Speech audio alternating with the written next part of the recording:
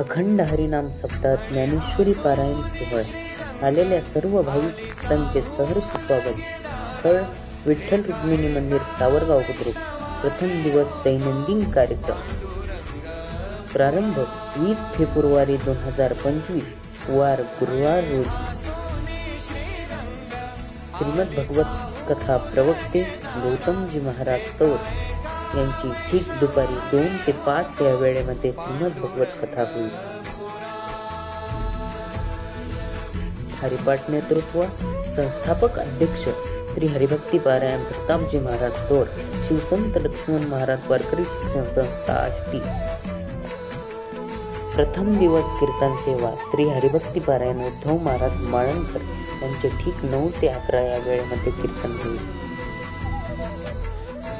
सर्वांना आग्रहाचे निमंत्रण.